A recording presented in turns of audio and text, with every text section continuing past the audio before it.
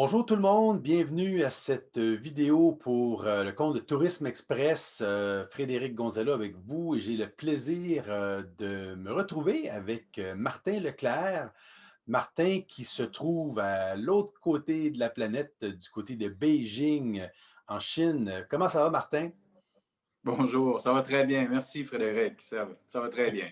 Écoute, on s'était parlé il y a un an, les abonnés de Tourisme Express ou les gens qui avaient peut-être suivi même le Facebook Live avaient suivi ça. Je fais un petit recap là, parce que c'était le 31 mars, pour ceux qui s'en souviennent peut-être. Donc, on se souvient ici que le lockdown au Québec et en Amérique du Nord, là, c'était pas mal aux alentours du 13-14 mars. Cependant, en Chine, vous viviez la situation depuis déjà un bon mois et demi, 2 mois. Et donc, ça avait été très intéressant et très interactif comme session. Les gens étaient vraiment, nous, on était dans l'inconnu depuis 2 semaines, là, à ce moment-là. Vous le viviez depuis 2 mois, donc on était très intéressés de voir un peu, puis tu nous avais donné beaucoup de feedback, beaucoup de générosité dans ce que tu nous avais donné par rapport à ton établissement. Peut-être nous donner, pour ceux qui n'ont pas suivi cette vidéo, ce Facebook Live l'année passée, peut-être nous dire l'entreprise pour laquelle tu travailles à Beijing. Martin Leclerc, je suis directeur général d'un hôtel ici à Beijing assez important qui s'appelle le Shangri-La Beijing, Oui. qui est un hôtel qui a été établi ici depuis 33-34 ans maintenant. Donc, on est un des premiers hôtels 5 étoiles international à planter son drapeau ici à Beijing. Propriété d'environ 700 chambres, bon, 5-6 différents bâtiments sur le terrain ici qui est immense. Donc, un total de 2 hôtels au niveau des opérations, 7 restaurants, tout près de 1000 employés, etc., etc. Voilà. Tu nous disais l'année passée, à pareille date, grosso modo, là, vous aviez eu une situation, hein, presque 80 des revenus perdus. Vous avez fait un plan de reprise. Et évidemment, ça paraît loin, hein, ça paraît. On s'est un peu habitué, tout le moins ici en Amérique du Nord, on s'est habitué. Ça fait maintenant 10 mois qu'on est en contexte de pandémie. Euh, Peut-être nous dire comment ça s'est passé avant qu'on en vienne à parler d'aujourd'hui, puis c'est en 2021, les prospectives. Peut-être nous dire comment vous avez vécu 2020 finalement, parce qu'on s'est parlé, c'était le 31 mars.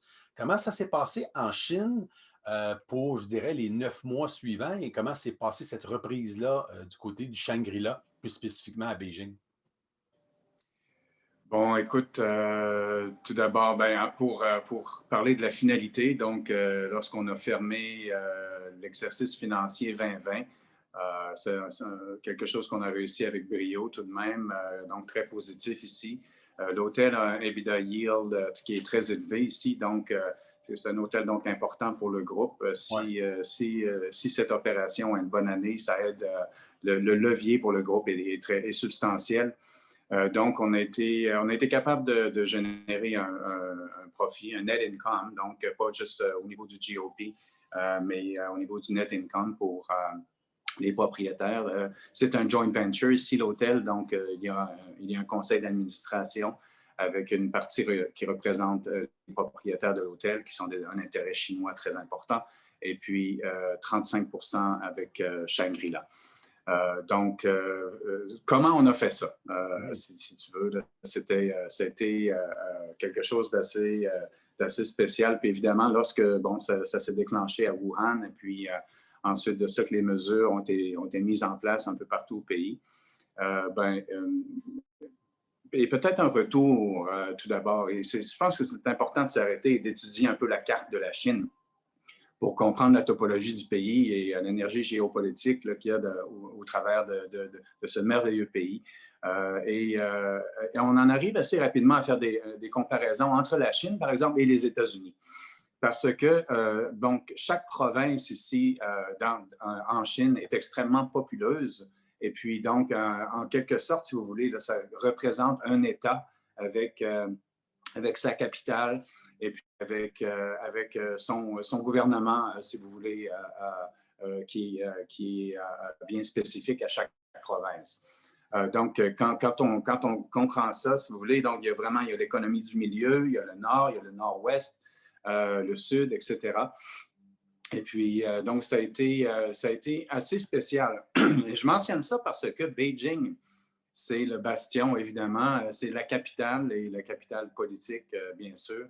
Et puis, les précautions qui sont mises en place à Beijing sont peut-être plus serrées, pas peut-être, elles sont plus serrées que dans plusieurs autres provinces ou municipalités. Il y a 4 municipalités importantes en Chine, le reste sont des provinces. Et puis, donc, ce qui fait que le retour ici à une phase, si vous voulez, donc, on tombe en mode survie, ensuite de ça, une phase d'accélération, et pour après ça, se rapprocher le plus possible du nouveau normal. Donc, la Et phase ça ressemble à quoi d'accélération, d'ailleurs en ce moment? Là, parce que c'est beaucoup moins dans l'actualité que ça l'était. Là. Il y a une question qui me brûle les lèvres et qui, de certaines personnes aussi à qui je oui. parlais récemment, c'est ça ressemble à quoi le topo en ce moment en Chine? Est-ce que c'est sous contrôle? Est-ce qu'il y a encore quelques cas? Est-ce que, il me semble en tout cas ici au Québec, on semble presque plus en entendre parler. Est-ce que c'est une bonne chose? Est-ce que c'est, peut-être tu pourrais nous dire un peu là, ce qu'il y en est? Oui, bien sûr. Mais ben, je pense que c'est un constat. Je parlais tout récemment avec les amis du groupe Germain. Et puis, je pense que ce qu'on voit aussi au Québec et partout ailleurs, c'est que les gens disent, bon, OK, what's next now, right? Alors, et puis quand on voit ça, donc il y a une certaine d'habitude lancinante qui s'est installée. Et puis, bon, on écoute les nouvelles, il y a des cas en Allemagne, en France, voici ce qui se passe, etc.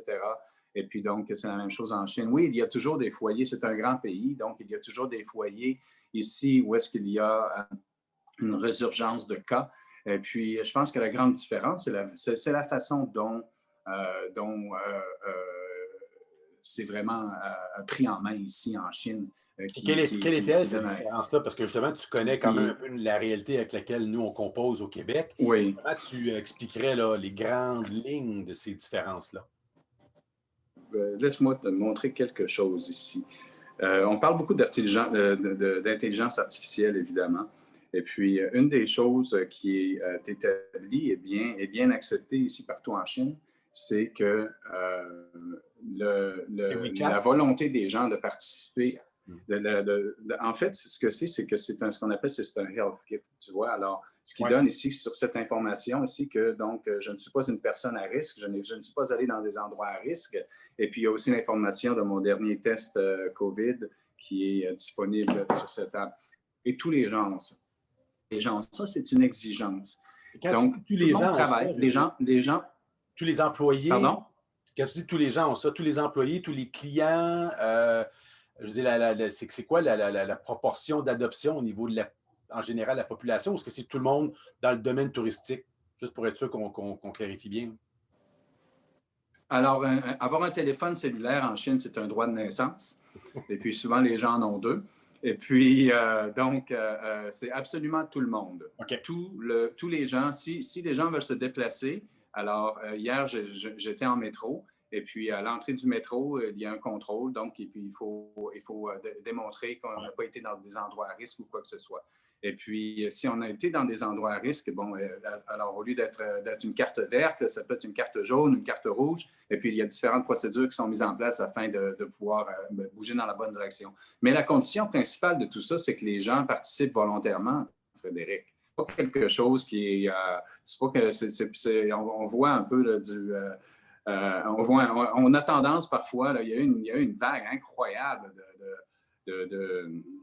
de gens là, qui sont appliqués avec énormément d'énergie à contester. Et bon, en tout cas. OK, il y a eu quand même ça en Euh, Chine aussi. Il y a eu des mouvements là, non, pas en Chine. Pas OK. en Chine. Pas en Chine. En Chine, donc, le point ici, la grande différence, c'est que les gens mettent le bien commun du pays, de la communauté, à l'avant de leurs besoins et de leurs biens personnels.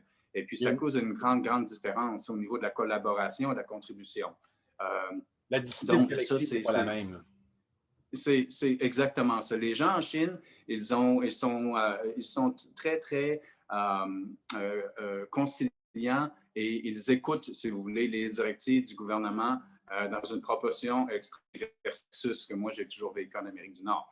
Donc, donc tout est normal, pour ainsi dire. Les gens travaillent, les gens se déplacent, ils vont au bureau. Le port du masque est obligatoire depuis longtemps, depuis le début, en fait.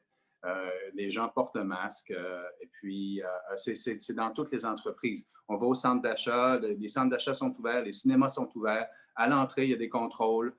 Et puis, s'il y a des endroits qui ont certains foyers d'infection, comme par exemple Shenyang, Harbin, tout le Dongxi, le nord-ouest, le nord-est, pardon, de la Chine présentement, il y a une résurgence des cas là-bas. Et puis, bon, alors les gens qui sont là ne voyagent pas, ils ne peuvent pas sortir de la province. Ils peuvent se déplacer à l'intérieur de la province, dans leur propre ville, aller faire leurs courses et tout, mais c'est très, très contrôlé, comme un peu ce que vous vivez présentement au Canada, donc un semi-confinement, si vous voulez.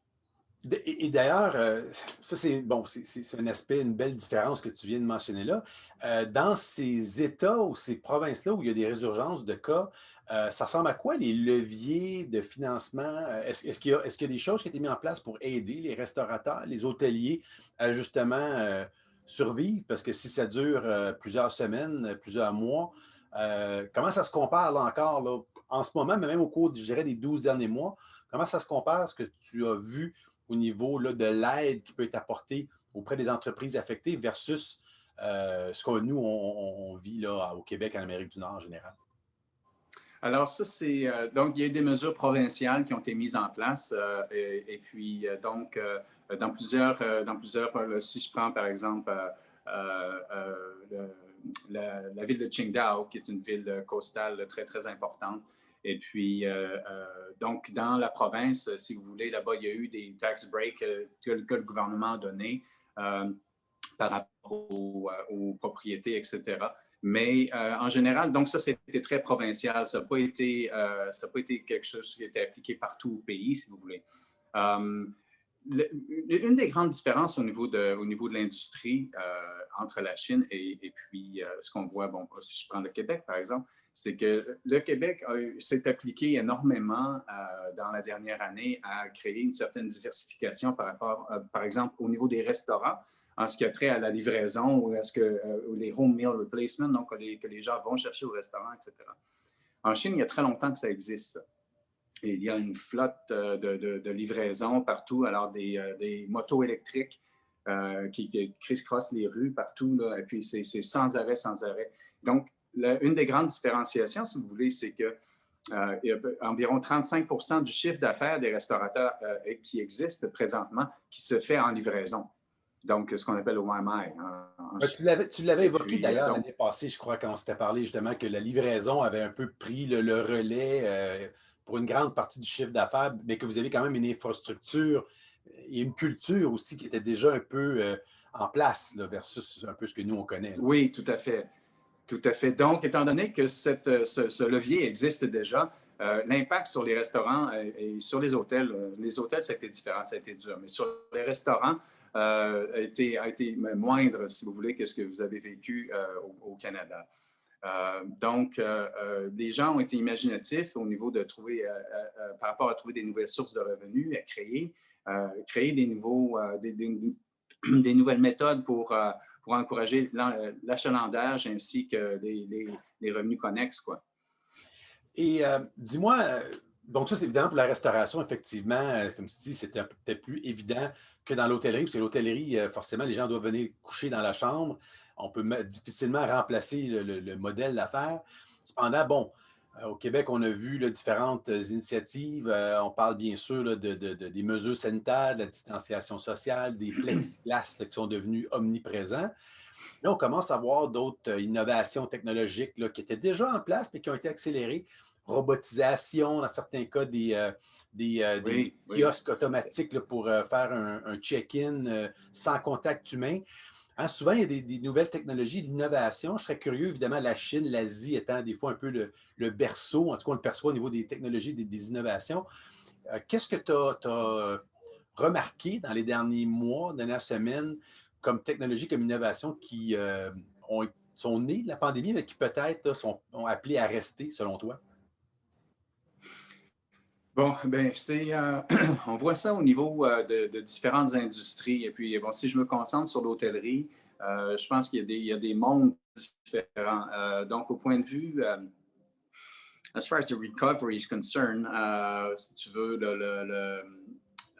ce qu'on voit ici, c'est que la résurgence au niveau du 2 étoiles, 3 étoiles a été très, très forte et beaucoup plus accélérée versus le 4 ou 5 étoiles ici au niveau, Et au pourquoi? niveau de l'économie. Je pense qu'il y a une question de protéger les budgets également. Et puis, bon, il ne faut pas se le cacher. Les hôteliers demandent à leurs partenaires de réviser les contrats. Les contrats corporatifs, etc., viennent nous voir en nous disant, écoute, c'est difficile présentement, est-ce qu'on peut geler les tarifs? Est-ce que vous pouvez nous aider, etc. Donc, il y a cette conscientisation-là que tout le monde essaie d'aider tout le monde. Et puis, donc, le gagnant de ça, c'était le 2 et le 3 étoiles en particulier. Donc, il y a des mesures qu'on peut appliquer lorsque le retour à une économie plus saine se pratique. Et donc, on a vu ces mesures-là plus au niveau du 3 étoiles, si tu veux, versus le 4 ou 5 étoiles. Toutes les chaînes hôtelières ont mis en place des protocoles d'hygiène très, très stricts. Et puis, évidemment, Shangri-La en a un qui, selon moi, est extrêmement fort, qu'on appelle Shangri-La Cares. Et puis, tout est contrôlé au niveau de la désinfection, etc. Et puis, on fait des inspections scrupuleuses à tous les jours. HQ appelle et puis on fait un tour en vidéo avec eux pour démontrer que les mesures sont en place. Et Et comment ça ça peut fonctionne. avoir Ça affecté? Est-ce fonctionne. qu'il y a moins de housekeeping qui est fait ou c'est fait différemment? Concrètement, là, ça peut ressembler à quoi là, quand tu dis les procédures ont été changées avec Shangri-La Cares? Si ce n'est pas indiscret de demander peut-être des exemples d'opérations, en quoi ça peut avoir été changé. Il y a plus de housekeeping qu'avant. Il y a plus de... OK. Oui, et puis la fréquence des rondes de nettoyage dans les endroits publics, etc., a été vraiment augmentée. Écoute, c'est pas un mystère. Par exemple, si les gens, quand vous voyagez, vous êtes dans une chambre, il y a des endroits qui sont susceptibles d'avoir été plus touchés que d'autres. Et puis, on les connaît, ces endroits-là. On a fait des tests sans fin afin de pouvoir comprendre. Donc, par exemple, la manette de la télévision, le remote control, hein, qui est un endroit où les gens touchent beaucoup. Auparavant, le téléphone était quelque chose que les gens touchaient beaucoup. Bon, maintenant, tout le monde a un portable, évidemment, donc ça change un peu. Les interrupteurs électriques, etc., etc. Donc, ça, on sait très bien que c'est des endroits où il faut avoir un plus grand niveau d'attention. Au niveau des mesures plus concrètes, je pense que c'est plus au niveau vraiment des employés. On sait ce qu'on fait, on est des experts au nettoyage, que ce soit des grandes chaînes mondiales ou des chaînes luxueuses telles que Shangri-La. Donc, il n'y a pas de problème par rapport à ça. Mais c'est plus, le focus a été évidemment plus au début sur la sécurité des employés. Donc, ce qu'on appelle le PPE, Personal Protective Equipment, qui est requis pour aller nettoyer les chambres. Si j'ai une chambre qui se libère, eh bien, si cette chambre-là n'est pas nécessaire, puis dans mon cas, j'ai un grand inventaire, donc on ne touche pas la chambre avant 24 heures. Ensuite, on entre dans la chambre, on ouvre la fenêtre, on sort de la chambre pour qu'il y ait une circulation d'air de l'extérieur. Et ensuite de ça, bon, on arrive avec le protocole de désinfection, etc., etc. Donc, plus de housekeeping, plus de demandes par rapport aux employés. Dans les restaurants, c'est la même chose. Si quelqu'un signe quelque chose à leur chambre, le crayon, ensuite, il y a un protocole pour désinfecter. Et la liste est très longue, très, très longue, avec des recherches sur les produits de désinfectants, sur les désinfectants que nous utilisons avec nos partenaires, etc. Leur efficacité, tout est documenté. C'est très, très, très, très complexe à ce niveau-là. Un des points que tu as mentionné qui est très intéressant, c'est par rapport, donc, encore une fois, à l'intelligence artificielle. Je le dis en anglais. Et puis, donc, afin d'arriver à minimiser les contacts, je pense que l'utilisation de la technologie, ça a été très, très intéressant de voir ce qui se passe. Donc, si on va présentement ici dans des chaînes de restauration en particulier, il y a beaucoup de robots qu'on voit sur les planchers qui vont apporter la nourriture aux tables Ah oui, OK, c'est pas juste au automatiquement. niveau de l'accueil ou de poser des questions, c'est bien pour le service aux tables. Oui, oui, oui, oui. Et puis, donc, c'est assez spécial de voir ça, si vous voulez. Et puis, dans les hôtels, donc principalement, comme ce que je disais tout à l'heure, certaines innovations qu'on voit, c'est plus au niveau du 3 étoiles. Et puis, c'est fréquent d'arriver et puis d'entendre cogner à la porte, on ouvre la porte et c'est le robot qui est là, c'est pas un être humain. Comme par exemple, une des autres différences qu'on a vues dans plusieurs hôtels, c'est que, bon, ici en Chine, au niveau de l'hôtellerie, tout ce qui est amenities, donc les soie dentaire, les cotons-tiges, les brosses à dents, les pantoufles, etc. C'est très, très généreux par rapport à ce qu'on voit en Amérique du Nord dans certaines chaînes, etc. Donc, il y a une révision par rapport à ça, encore une fois, pour minimiser la manipulation, etc. Même chose avec le contenu des minibars, etc., etc. Mais évidemment, si le client désire avoir quoi que ce soit, donc c'est possible de le demander. Donc, dans notre cas ici, c'est encore des êtres humains qui viennent porter ça à la chambre, mais dans plusieurs de ces hôtels dont j'ai mentionné, alors c'est tout robotisé. Et une Et des selon, choses qu'on s'aperçoit aussi afin de minimiser les interactions, c'est évidemment l'expérience, donc the arrival experience, donc particulièrement l'enregistrement, donc le check-in. Bon, et puis en tant qu'hôtelier, moi, je trouve qu'un des points pénibles, c'est toujours le check-in, parce que, bon, si on est capable de contourner ça à un moment donné, je pense que ça peut être quelque chose qui est très important. Et puis, on le voit beaucoup présentement, donc en Chine, en Asie du Sud-Est, on voit ça à Singapour, en Malaisie, à Kuala Lumpur. Il y a beaucoup de berceaux de tests qui sont en place présentement et l'élimination du front desk est en cours présentement. c'est intéressant. Évidemment, Donc, avec la... ce que tu dis, c'est que c'est pas tant une question de c'est du 2 étoiles, 3 étoiles versus du 5 étoiles. C'est plus, il y a des points névralgiques, des touch points où est-ce qu'on se dit, à la limite, on peut évacuer le côté d'avoir un être humain qui est là parce qu'il y a peu de valeur ajoutée, notamment au niveau du check-in. Par contre, j'imagine qu'un Shangri-La, un 5 étoiles, vous amenez cette expérience-là, cette valeur ajoutée ailleurs dans le processus. Puis j'imagine aussi que le client a des attentes par rapport à ça, le touriste chinois, comme le touriste d'affaires, le touriste international, non? Oui, oui, tout à fait, Frédéric. Puis, je pense que c'est important de comprendre également que il peut y avoir une certaine tendance à dire, oh, OK, bon, voilà une autre opportunité pour couper. Mais ce n'est pas la réalité. Et comme j'ai exprimé plus tôt, ce qui se passe au niveau des responsabilités envers les employés en particulier, à plusieurs niveaux. Au premier niveau, donc santé, sécurité pour les employés, pour les clients. Et ensuite de ça, afin de continuer, si vous voulez, d'être fiers de notre ethos et puis vraiment de continuer à donner un service exceptionnel. Dans notre cas ici, donc avec vraiment une touche asiatique, les demandes des clients ne diminuent pas. Au contraire, elles augmentent.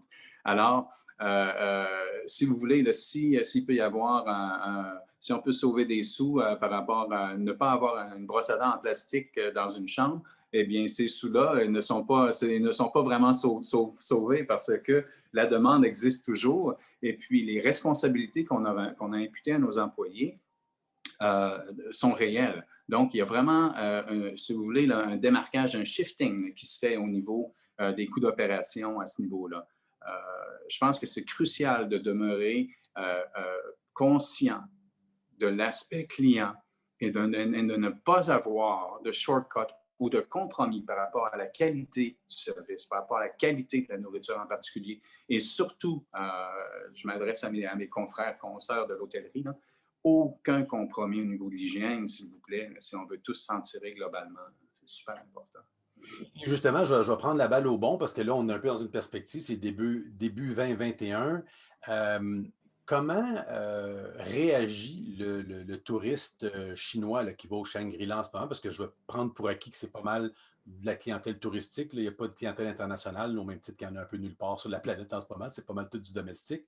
C'est quoi les attentes? Est-ce que ça a changé, les attentes? Est-ce que c'est effectivement verbalement dit ou même par écrit, les gens s'attendent au niveau des mesures sanitaires, de la distanciation, du port du masque? Est-ce qu'il y a des préoccupations? Et puis, donc, ça serait le premier volet de ma question. Puis le deuxième volet, c'est est-ce que vous avez vu un retour du tourisme d'affaires, des congrès, des réunions et autres? Et ça va dépendre évidemment là, des consignes. Je ne connais pas les consignes en place en Chine.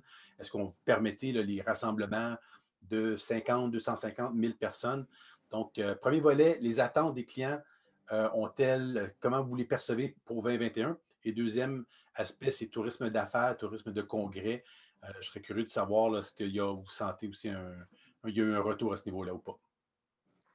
Bon, écoute, laisse-moi un peu t'expliquer la réalité dans laquelle nous évoluons, parce que 2020 nous a vu faire une espèce de W assez important. Je dis W parce que, bon, je ne peux que parler de Beijing, parce que la réalité était différente partout dans ce grand pays. Bien sûr. Donc, à Beijing, ici, ce qu'on a vu, c'est donc, après après le mois de janvier, donc lorsque ça a été vraiment, lorsque ça a tout commencé, cela, etc., il y a eu donc une chute très, très importante au niveau de l'achalandage avec des restrictions incroyables, etc., etc. Et puis ensuite, on a vu une première remontée qui allait très, très bien. Et puis donc, ça fonctionnait donc au niveau de l'achalandage, taux d'occupation, etc., ça allait très, très bien. Le 8 juin 2020, il y a eu un foyer d'infection dans le sud de Beijing. Et puis, donc, ça retombe à nouveau. Et c'était encore une fois un film qu'on avait déjà vu. Et puis donc, on avait plus d'expérience au niveau de nos réactions et puis on a réagi en conséquence. Et puis ce qu'on a vu, et donc au troisième et quatrième trimestre, ça a été encore une fois cette remontée absolument très, très puissante et qui continuait toujours dans la même direction. Donc, au mois d'octobre, par exemple, ici, j'ai fait 45 mariages à l'hôtel. On a eu du tourisme de congrès, etc. Le mois de novembre, ici, qui est une haute saison pour nous ici en Chine, le mois de novembre était très, très fort. Et puis, si vous voulez, la comparaison, l'étalon qu'on prend tout le temps maintenant, c'est qu'on utilise l'année 2019 comme l'année étalon, et puis on mesure le pourcentage de recovery, si vous voulez, là, par rapport aux différents points de revenus, que ce soit hébergement, récréation, spa, health club, restaurant, catering, etc. Et puis, donc, à chaque mois, si vous voulez, passer de 60 de recovery percentage par rapport à 2019, à 66 72 Donc, ça allait très, très bien. Et puis, on a terminé décembre très fort. Et puis ensuite de ça, Frédéric Janvier est arrivé avec un foyer d'infection au nord de Beijing et un foyer d'infection au sud de Beijing. Et c'est reparti, rebelote. Donc, on est à nouveau, présentement, au moment où je vous parle, à 20 de taux d'occupation aussi dans mon hôtel. Écoute, tu nous confortes à quelque part, on sympathise avec toi, mais c'est dans un sens, on connaît la chanson, on espère qu'on n'aura pas, mais c'est effectivement le W. Est-ce que ça met Oui. en péril un peu pour vous, parce que c'est une grosse période qui s'en vient, c'est le Nouvel An chinois, grosse période de tourisme Oui, domestique. oui, Comment est-ce que ça oui. vient jouer dans les cartes, ça?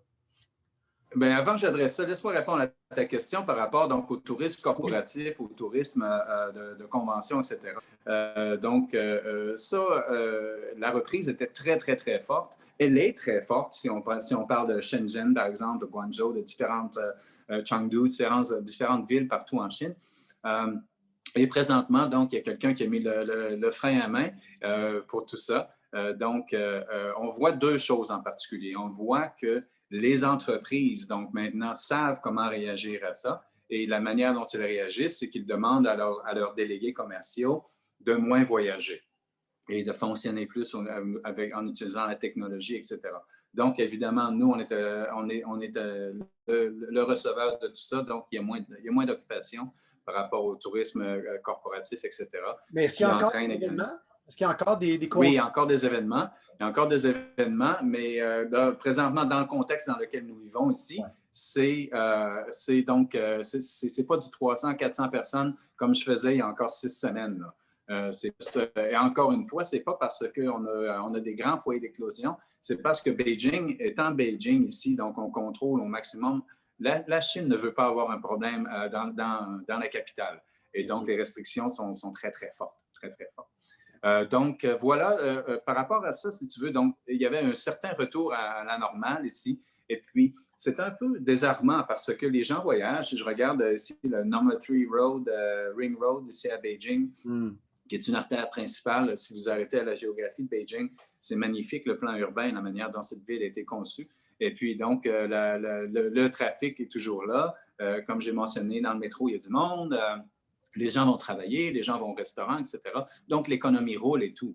Tout le monde est au courant de cette migration remarquable qui se passe au jour de l'an chinois ici. Et puis, le gouvernement a mis en place donc, des restrictions très fortes. Donc, s'il y a des gens le gouvernement a demandé aux gens de ne s'attarder qu'aux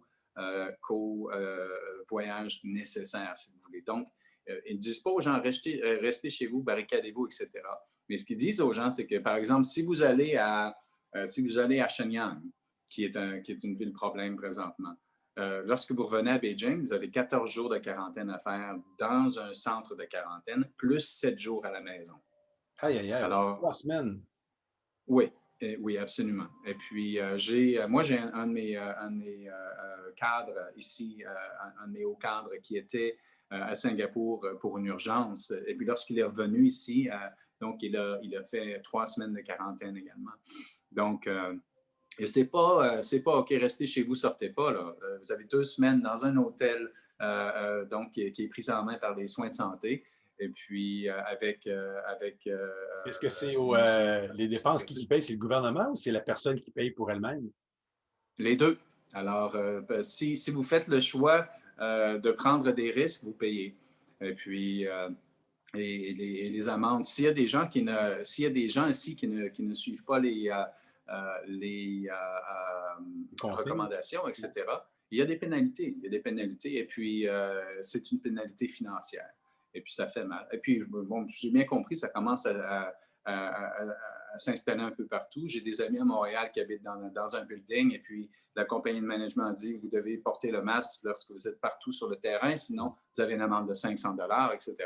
Et puis, bon, c'est un peu triste là, qu'on doit revenir à ça, mais en tout cas, j'espère que la discipline va continuer d'évoluer. Donc, Ben, enfin, tout ça pour dire qu'ici, on va vivre un nouvel an chinois très, très différent.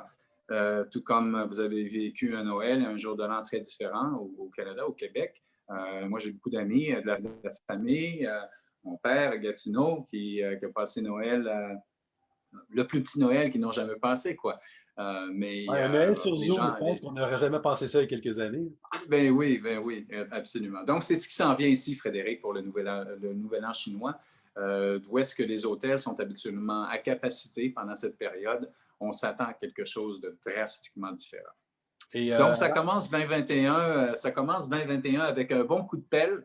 Et puis, il va falloir continuer de travailler d'arrache-pied et d'arriver avec de nouvelles innovations, encore une fois, parce que 2020, c'est de la vieille histoire maintenant. Donc, on fait quoi en 2021?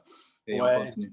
le 2021, c'était prometteur comme année après 2020, mais on se rend compte que la résilience va être encore au rendez-vous. Je te poserai une dernière question avant qu'on se quitte, qui n'est pas tant une question, mais un peu que tu me donnes un peu le topo sur euh, ce que tu t'attends peut-être pour les 3, 6, 9 prochains mois. Comment ça se passe au niveau de la vaccination sur le marché chinois? Est-ce que la prospective, à part le outbreak là, qui vient d'arriver, là, est-ce qu'en général, le moral est bon, les gens voient justement que la vaccination s'en vient, ou est-ce que non, on est un peu toujours là, dans cette espèce de continuum de W, là, comme tu viens de nous l'expliquer. Je serais curieux d'avoir ta perspective là-dessus avant qu'on. Euh, oui.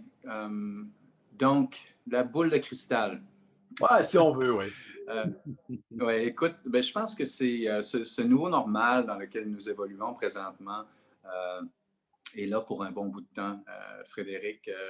La vaccination va certainement aider, mais il faut faire des recherches pour la vaccination hein, parce que c'est pas le silver bullet, c'est pas ça qui va tout régler. Je pense que cette discipline inhérente à tous les gens, elle ne s'en ira pas. Au point de vue local, ici en Chine, évidemment, nous, nos attentes par rapport au tourisme international sont à zéro par-dessus zéro.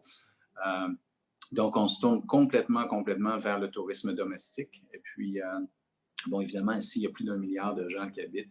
Et puis, donc, Très beau il y a du potentiel. monde. Alors oui, c'est ça. Alors, comment est-ce? Mais d'un autre côté, à Beijing, il y a 6073 hôtels. Alors, Même, hein? c'est ça, oui. Donc, si on regarde un peu au point de vue domestique, comment ça va se passer, si les experts prédisent que ces foyers d'infection, c'est l'hiver, hein, c'est l'hiver, donc que ces foyers d'infection ici vont diminuer drastiquement dans les prochaines 2 semaines et ensuite de ça, qu'on devrait avoir un retour à une levée des restrictions à la mi-mars. Et puis, donc, ce qui veut dire qu'on va avoir 9 mois pour faire une année ici qui a du bon sens. Donc, et puis, ce qui va se produire à ce niveau-là, donc c'est le pent-up demand, si vous voulez. On va devoir travailler très fort pour être capable d'aller capturer ça le plus possible. Point de vue international, si on regarde ce qui se passe principalement en Europe, encore une fois, que c'est pas facile. Hein? Et puis, donc au Québec, Canada, là, présentement, on se croise les doigts. Là. Il semble que la courbe s'en aille dans la bonne direction. Ouais. Mais avec espoir que les gens vont continuer d'être très stricts au niveau de leur rôle par rapport à cette reprise de santé, mais aussi cette reprise économique. Au niveau de la vaccination, ici, ça a commencé très fort en Chine, évidemment. La vaccination ici est en lieu. Et puis, bon, c'est pas la même mesure ici, comme par exemple, avant-hier, dans un quartier qui s'appelle Chunyi, ici à Beijing, ben, il y a eu 250 000 tests qui ont été effectués en un après-midi. Et puis, bon, ça continue. Donc, c'est cet ordre de grandeur. 250 000? 250 000. 250 000, un quart de million de tests en un après-midi. 250 000 tests en une journée. En un après-midi, oui. En un après-midi. Oui. Bon. Alors, c'est ça. Oui. Donc, et puis les ressources sont là pour être capable de faire ça. Et la vaccination commence également. Moi, j'ai des membres de mon équipe ici qui ont déjà été vaccinés, des gens qui sont peut-être, qui ont à voir avec le cold line, cold food production, etc., parce que ça peut être un foyer qui peut peut-être être à risque.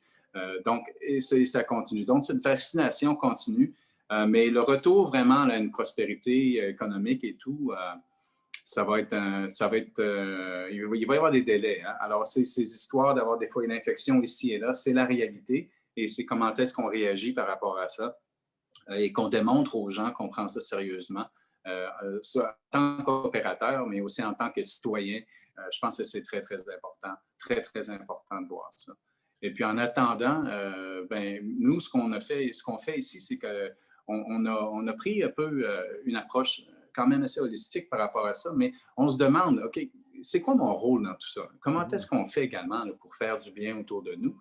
Et c'est très important de faire ça. Donc, présentement, on passe beaucoup de temps, si vous voulez, ici à tendre la main surtout envers les personnes âgées, parce que ces personnes-là, bon, sur un certain point également, ils font face à une solitude accrue.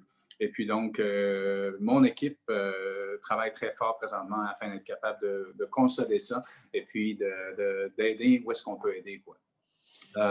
Donc, 2023, malheureusement, je ne veux pas être de mauvais augure, je vais être réaliste, mais si on regarde présentement la réalité, et ça, bon, je parle au point de vue international. Point de vue domestique, ça va aller beaucoup plus rapidement que ça.